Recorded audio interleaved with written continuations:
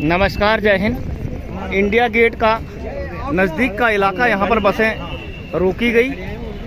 सभी सैन्य दल यहाँ से पैदल शहीद स्मारक और अमर जवान ज्योति की तरफ जा रहे हैं। जैसा कि आपको दिखाई दे रहा है, इस प्रकार से गौरव सेनानी उत्तराखंड और देश के अन्य भागों के सैनिक इसी प्रकार से। और यहाँ पर देश विदेश से आए हुए सभी तरह के लोग आते हैं, टूरिस्ट भी यहाँ पर आते हैं। तो इस प्रकार दिल्ली पुलिस के जवान भी यहाँ पर आपको दिखाई देंगे, व्यवस्था बनाने इत्यादि के लिए। और सिक्योरिटी इस इलाके की यहाँ पर मौजूद है। तो गौरव सेनानियों का एक दल यहाँ पर, जैसा कि आपको दिखाई दे रहा है, उत्तराखंड गौरव सेनानी एसोसिएशन और उसके आसपास के क्षेत्र के, पहाड़ी क्षेत्र के, श्रीनगर, करण प्रयाग, पौड़ी गढ़वाल या उत्तराखंड के अन्य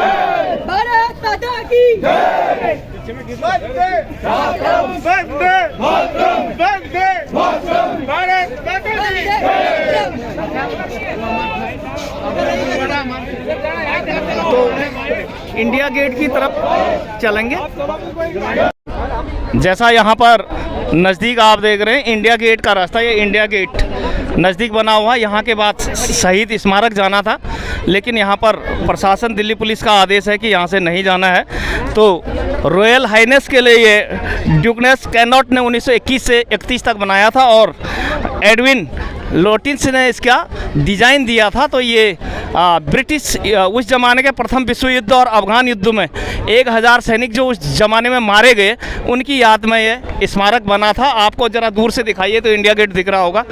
तो इसके पार शहीद स्थल, जो अमर जवान ज्योति जो बनाई गई, आज़ादी के 10 साल बाद भारत सरकार ने बनाया। तो वहाँ जाने का एक्समैनों का इधर से प्लान था, विचार था, लेकिन यहाँ पर से जाने को दिल्ली पुलिस मना कर रही है। आप देखते हैं आगे की स्थिति। हरियाणा से चले हुए दल हमारे अभी यहाँ पहुँचेंगे और आगे की स्थिति बातचीत की जाएगी। और वहाँ के बाद शहीद स्थल पर शहीदों को श्रद्धांजलि के बाद प्रधानमंत्री आवास जाने का कार्यक्रम था, जिसे शासन, प्रशासन, पुलिस पूर्णतया मना कर रही कि आज के दिन सैनिक दिल्ली में प्रदर्शन नहीं कर सकते हैं। ये हमारी लोकतंत्र की इज्जत है, इसे पूरे देश में पहुंचा देना। जब गैस सिलेंडर के दाम गवर्नमेंट 2 बार घटा सकती कि उसे आप लोकतंत्र की आवाज़ समझते हैं, लेकिन हमें अब तक जाने नहीं दिया जा रहा है। यदि जाने दिया जाएगा तो वो भी फिल्माया जाएगा। धन्यवाद।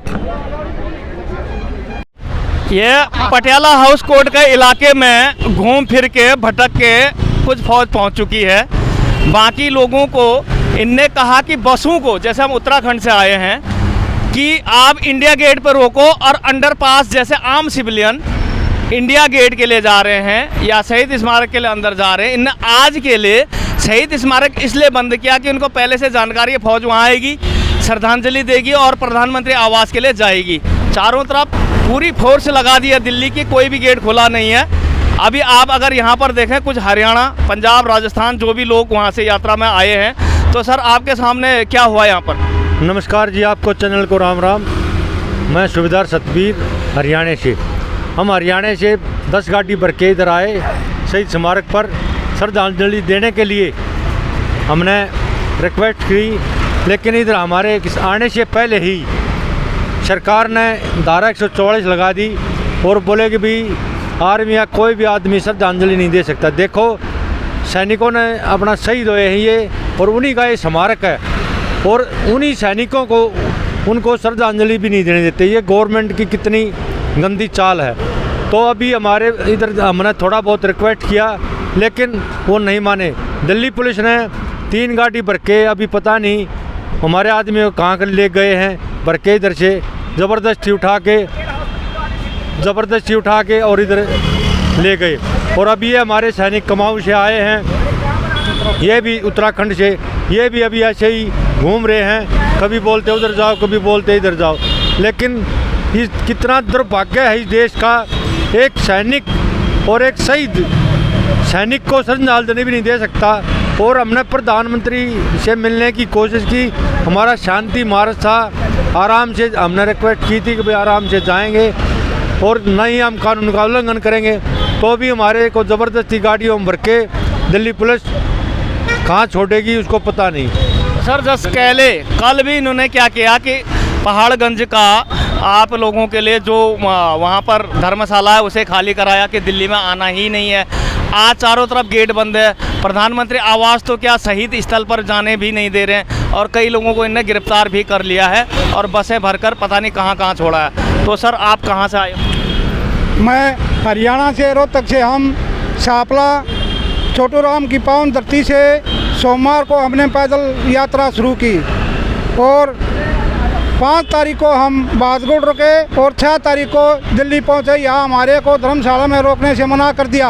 हम रात को कहीं कहीं भटकते रहे और सुबह हम जैसे ही अपने जीवन ज्योति पर आए, यहाँ पर हमारा ऐसा अपमान किया, हमारे को अंदर जाने से रोक दिया, हमारे शहीदों को श्रद्धांजलि देने से मना कर दिया। ये बहुत ही गलत बात है। इसका निर्णय 2024 में हम मोदी के साथ निकालेंगे। धन्यवाद जी। कहने का मतलब मांग मानना तो रहा दूर, विसंगतियाँ सुनना तो रहा दूर, हमारे को बहुत दूर रखा जा रहा। प्रधानमंत्री से तो क्या शहीद स्मारक पे भी नहीं जाने दिया गया। कोई नहीं चाहता है कि असल में जो 1973 से आज तक हमारे साथ होते आया है और जो OROP में हमारे साथ हुआ है वो देश को पता लगे। हम लोगों की तो, बाकी लोगों की तो टोपी तक उतरवा दी कि सैनिक न तो झंडा लेके चल सकता है ना ही टोपी लेके चल सकता है। तो आगे पटियाला हाउस के आगे जहाँ पर अन्य बसें खड़ी हैं वहाँ पर क्या चल रहा है वो भी आपको दर्शाएंगे। देखिए यह है दृश्य, आगे शहीद स्थल स्मारक जो फौजियों के नाम पर ही बनाया गया, अमर ज्योति, आज़ादी के 10 साल बाद। और शहीद स्मारक अभी जिसमें सभी शहीदों के नाम लिखे हैं। अगर इस स्मारक की बात की जाए, इस द्वार की बात की जाए, तो उस ज़माने के 10,000 सैनिक जो अफगान युद्ध और प्रथम विश्व युद्ध में शहीद हुए थे उनकी याद में जो है डुकेट कनॉट ने, जिसके नाम पर कनॉट प्लेस भी है, 1921 में स्थापना की थी। और सेडविन ल्यूटिनिस नाम है कोई, फिर से कहता हूँ, एडविन ल्यूटिनिस, सॉरी, इन्होंने इसका डिज़ाइन किया और 10 साल इसको लगे। 1931 में ये कंप्लीट हुआ और आज़ादी के 10 साल बाद तब अमर ज्योति जो बनाई गई। उसके बाद शहीद स्थल बनाया गया जिसमें सभी शहीदों के नाम हैं और आज हमें वहां जाने के लिए धारा 144 हम वहां भी नहीं जा सकते। सम्मान क्या मरने के बाद होता? जो ये शहादत हुई वो हमारे बीच का जवान रहा होगा, तो क्या जीवित का कोई सम्मान है या नहीं? जीवित सैनिक जो रिटायर होता है वो लोकतंत्र का हिस्सा है या नहीं? ये सवाल बार बार रहेगा। यदि हमें लोकतंत्र समझते तो जाने नहीं दिया जाता। ये भारी फोर्स की तरफ लगाइए एक बार। ये सारा दल बल हमें रोकने के लिए आज बुलाया गया है। ये देखिए एक एक करके। तो सर आप लोग उत्तराखंड से आए? जी सर, उत्तराखंड से आए। हम सुबह 2 बजे के चले हुए हैं और काफ़ी मशक्क़त से यहाँ पे पहुँचे हैं। यहाँ पे सारा पुलिस फोर्स हमारे ऊपर लगा दिया गया। हम सिर्फ अपने जहाँ पर हमारा शहीद द्वार बनाया गया था वहाँ पे जाने के लिए प्रयास किया तो हमें नहीं जाने दिया गया, हमको रोक दिया गया। जी सर, शहीदों को श्रद्धांजलि की बात की जाती है, शहीदों को नमन किया जाता है, सेना को शान समझा जाता है और उन्हीं सैनिकों को प्रधानमंत्री से मिलना तो बहुत दूर की बात, शहीद स्थल तक नहीं जा सकते। तो क्या आप लोग कुछ कहना चाहोगे? हाँ, आप कुछ बताओगे सर? देखिए सर, बहुत दुर्भाग्य की बात है। आज हमने 9 महीने से आंदोलन को बिल्कुल शांतिपूर्वक और एक अनुशासन से चलाया है, लेकिन आज हमारे पे इतनी पुलिस फोर्स खड़ी कर दी है और हमें एक शौर्य स्थल पर श्रद्धांजलि देने नहीं दिया जा रहा है। तो इससे बड़ा दुर्भाग्य हमारे देश का क्या हो सकता है कि जो देश की सीमा पर तैनात होके अपना जान न्यौछावर करके आए हैं, उन्हीं को आज यहाँ पर रोका जा रहा है और ना हमारी बात 9 महीने से सुनी जा रही है। तो अभी हमारा आंदोलन और उग्र ऊंचाइयों तक जाएगा और हम बिल्कुल भी चुप नहीं रहेंगे। तो आपको क्या लगता है कि प्रधानमंत्री के पास आपको मिलने नहीं जाने दिया जा रहा है कि विसंगति वास्तव में क्या है? तो ब्यूरोक्रेट्स, सरकार और सरकार में बैठे मंत्रालयों में बैठे लोग क्या ये जानते हैं कि वास्तव में विसंगति हुई है, इसलिए असल बात प्रधानमंत्री को नहीं बताना चाहते हैं, या फिर प्रधानमंत्री को भी पता है और वो आपसे मिलना ही नहीं चाहते हैं? क्या हो सकता है? देखिए सर, सरकार क्या है, सरकार को आज तक चाहे वो सैनिक हो, पूर्व सैनिक हो, वीर नारियाँ हो, सबने आंख बंद करके वोट दिया है और ये उसी का नतीजा आज हम भुगत रहे हैं। क्योंकि जो भी अधिकारी ऊपर बैठे हुए हैं एमओडी में, वो सरकार को भ्रमित कर रहे हैं। सरकार कह रही कि हमने सब कुछ दे दिया, लेकिन उसका जो डिवाइड है वो कर रहे हैं वो लोग वहाँ पे। तो हमें बहुत अपेक्षा सरकार से अब नहीं रह गई है, क्योंकि सरकार अगर आज तक सुनना होता तो 9 महीने से हमारी बात सुन लेती, लेकिन अभी हमारे पास अब चारा लास्ट में एक वोट का ही है, जिसका हम अच्छे ढंग से इस्तेमाल करेंगे। जी, आपने हमारा टेस्ट दिल्ली में लिया, हम अपने राज्यों में इसका भरपूर उत्तर देंगे, ऐसा सैनिकों का कहना है। और जब आपको ट्रेलर देखिए, शहीद स्थल ही नहीं जाने दिया जा रहा है, तो किसी भी कीमत से आपकी मांग मानी नहीं जा सकती है। वे देश के अन्य भागों से आए हुए कोई सैनिक यहाँ पर अक्सर ज़्यादातर उनको गिरफ्तार कर लिया गया है, भेज दिया गया है। एक पुराने सैनिक, सर आप जरा अपना परिचय और बताइए सर, उम्र भी बताइए अपनी। कैप्टन अरसरूप, उम्र 73 साल जी। और यहाँ वन रैंक मैन पेंशन के लिए आए हुए हैं हम, अपनी मांगे के लिए। आप सांपला से ही चल के आ रहे हैं इस उम्र में? पैदल चल के आ रहे हैं हम सांपला से। तो बदले में आपको क्या रिस्पॉन्स मिला यहाँ? हमारे को कुछ नहीं मिला सिवाय बेइज्जती के, और कुछ नहीं मिला हमें। हमारी यहाँ बेइज्जती की गई, ना हमारे को अंदर जाने देता, ना कोई बात करता, ना कोई मतलब, कुछ नहीं यहाँ पर कोई। आपको तो शहीद स्थल पर ही रोक दिया गया, तो प्रधानमंत्री आवास क्या आप जाने देंगे आपको, जबकि 144 लगी है? नहीं जाने देंगे, नहीं जाने देंगे। तो मिलना नहीं चाहता प्रधानमंत्री को, सैनिकों में से बांस आती है, इसलिए सैनिकों से नहीं तो मिलता। क्या प्रधानमंत्री दीपावली में पीठ थपथपाने जाते हैं, वो केवल ऐड और वोट के लिए है? वास्तव में क्या वो हमारी इज्जत एक सिक्योरिटी गार्ड से ज़्यादा नहीं समझते? क्या ऐसा हो सकता है? ऐसा ही है, सिर्फ वोटों के लिए जाता उधर, और कोई मतलब नहीं। उसके पास है फिल्म वालों के लिए तो समय है, लेकिन सैनिकों के लिए समय नहीं है बिल्कुल भी। किसी भी सैनिक से मिलना ही नहीं चाहते। तो देखिए, आज ये संदेश लेके सैनिक अपने वापस जरूर जाएंगे, विद्रोह नहीं कर सकते, तोड़ फोड़ नहीं कर सकते। यहाँ पर भारी संख्या बल आया, बहुत सारे लोगों को गिरफ्तार भी कर लिया गया है, लेकिन ये संदेश पूरे देश में जाना चाहिए कि सैनिकों के हक में सरकार ने फैसला नहीं किया और सरकारी आदेश के तहत ही ये पुलिस बल लगाया गया। पुलिस अपनी मर्जी से नहीं आई यहाँ पर, इन्हें आदेश दिया गया है तब आए हैं। इसलिए आने वाले समय में आपके पास एक ही ब्रह्मास्त्र है, वो लोकतंत्र का हथियार, जिसे आप अपने विभिन्न राज्यों में आजमाते हैं। आपको मैं फिर से याद दिला देता हूँ, उत्तराखंड, पंजाब, राजस्थान, हरियाणा, जम्मू कश्मीर, ये पहाड़ी राज्य टोटली सैन्य बहुल क्षेत्र हैं। 1,83,000 से ज़्यादा पूर्व सैनिक केवल उत्तराखंड में, 9 लाख से अधिक हरियाणा में हैं, इसी प्रकार पंजाब में। तो आपको भी कहीं ना कहीं बदला लेने का मौका अवश्य मिलेगा। आप उसी प्रकार से अपने वोट बैंक का प्रयोग अब करेंगे। आज खुद मुझे भी यहाँ पर असलियत पता चली है, निराशा हुई। आज तक बोलते थे सरकार इज ग्रेट, 5वीं इकोनॉमी, प्रधानमंत्री ग्रेट, ऐसा आज तक मैंने भी सुना था, लेकिन अब नहीं लगता। आप कहाँ से आए हो सर? मैं इधर ही दिल्ली से। दिल्ली से आए हो? हाँ। तो आपने यहाँ पर लोगों को गिरफ्तार होते देखा? नहीं, मैंने अभी कुछ नहीं देखा। तो आपने नहीं देखा, तो इससे पहले लोग काफ़ी गिरफ्तार हो चुके हैं और बहुत सारी संख्या यहाँ पर थी। कुछ कहना चाहोगे सर?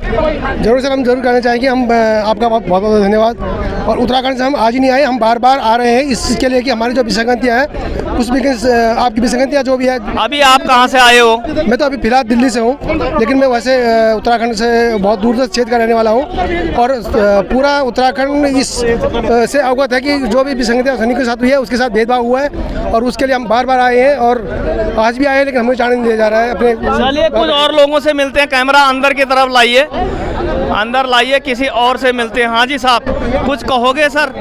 अब तक आपने बहुत कुछ देख लिया है। हमारे प्यारे मित्र कड़वे सवालों वाले यहाँ पर हैं, और दिनेश गर्ग जैन, बहुत सारी बात इनने कल रात भी बताई थी कि पहाड़गंज को खाली करा लिया गया है सैनिकों से, आने वहाँ भी नहीं दे रहे हैं। तो सुबह से सर कुछ देखा होगा आपने, बहुत बड़ा यूट्यूब चैनल आपका है, सैनिकों के लिए कोई संदेश? सैनिकों के लिए तो संदेश एक दूंगा कि सैनिकों का आज हौसला और वो देखकर, जुनून देखकर वाकई दिल गदगद हो गया। मतलब कहते हैं मोदी जी की कहते हैं 56 इंच की छाती है, अब पता नहीं है या नहीं है, लेकिन ये दावे के साथ कह सकता हूँ इस समय भी अगर इंची टेप लेके नाप लो हमारे एक एक सैनिक की छाती, वो 56 इंच की निकल जाएगी गारंटी से। तो क्या अब जब यहाँ शहीद स्थल पर ही नहीं जाने दिया गया तो प्रधानमंत्री के पास मांग पत्र लेके तो क्या ही जा पाएंगे? तो सैनिकों को वापसी में जो बदले में जो निराशा मिलेगी उसके बारे में कुछ कहना आपको? मुझे लगता है कि आज एक एक सैनिक के मन में रोष तो जरूर है कि आज ये हमारा दुर्भाग्य है कि जिन्होंने हमारे भारत देश की रक्षा करी और जिन्होंने इस माँ भारती की रक्षा करी, वो अंदर जाकर के केवल श्रद्धा सुमन अर्पित नहीं करी। ये कोई मार्च नहीं कर रहे थे, कोई हुड़दंग हल्ला नहीं कर रहे थे, कोई ये लोग आतंकवादी नहीं है, उग्रवादी नहीं है जो इन लोगों को अंदर जाने से रोका। इनको बोला है केवल 4-4 व्यक्ति अंदर करके जाओगे। क्यों भाई?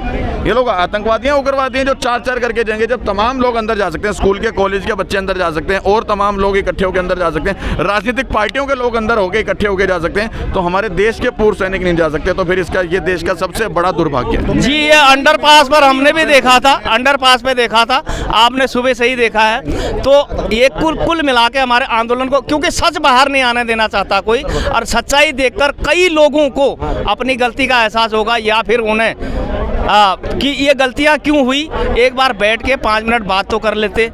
तो आपने बहुत पहले से अब तक फिल्माया है, दिखाया है। दिनेश गर्ग जैन जी हैं कड़वे सवालों वाले, दिल्ली में जंतर मंतर से लेकर यहाँ तक कवर करते हैं। और आपको क्या लगता है कि सरकार किसी भी कारण कुछ देना चाहेगी या फिर यूं ही सैनिकों को लौटा दिया जाएगा? मुझे तो नहीं लगता कि अंधी गूंगी बहरी सरकार और लंगड़ी सरकार कुछ देगी हमारे पूर्व सैनिकों को। अगर देना होता तो 8 महीने 9 महीने हो चुके जंतर मंतर पे हमारे सैनिकों को वहाँ पर बैठे हुए, तब नहीं सुना। रामलीला मैदान में इतनी बड़ा आंदोलन करा भारी संख्या में, तब नहीं सुना। रेवाड़ी मैदान के अंदर 2013 में जहां मोदी जी ने खुद स्वयं ये आश्वासन दिया, झूठा कहूंगा मैं तो, झूठा आश्वासन दिया कि हम 1 रैंक 1 पेंशन आपको देंगे, तब जाकर के तो इस क्या नाम है, इस बहकावे में आकर के हमारे पूर्व सैनिकों उनको प्रधानमंत्री का पद दिलवाया। लेकिन जब इतने होने के बाद नहीं सुना तो और आज देख लो धक्के मार के भगाया जा रहा है, डिटेन करके लिया जा रहा है हमारे पूर्व सैनिक भाइयों को। फिर ऐसी सरकार से उम्मीद कभी भी नहीं। तो उच्च स्तर पर कोई बातचीत हो रही है? उस स्तर पे हाँ, अंदर खलबली तो जरूर है सरकार के कि क्या नाम है, ये लोग कहीं ना कहीं हमारा वोट बैंक खराब हो सकता है, कहीं ना कहीं हमारे को आगे हमारे चुनाव के अंदर दिक्कत दिखा सकते हैं, ये चीज़ है। लेकिन उसका भी एक फ़ायदा, नाजायज़ फ़ायदा ये सरकार उठा रही है, क्योंकि आज सैनिकों के जो संगठन अलग अलग हैं उसका नाजायज़ फ़ायदा उठा रहे सैनिक। तो वीर बहादुर सिंह जी से थोड़ा बातचीत करेंगे। नमस्कार सर, जय हिंद। अब तक सुबह से आप 3 दिन से चले हुए हैं और उत्तराखंड से सैनिक अभी अभी पहुँच रहे हैं, उनको सारी स्थिति पता नहीं है। अब तक जो हुआ 1 मिनट में आप बता दीजिए। देखिए, हम लोग पद यात्रा कर रहे थे, क्यों कर रहे थे कि हमने 6 अगस्त को प्रदर्शन किया बहुत बड़ा, 12 मार्च को किया, रामलीला ग्राउंड में किया और रेवाड़ी में 17 सितंबर को किया। हमने मेमोरेंडम दिया लेकिन कोई सुनवाई नहीं हुई।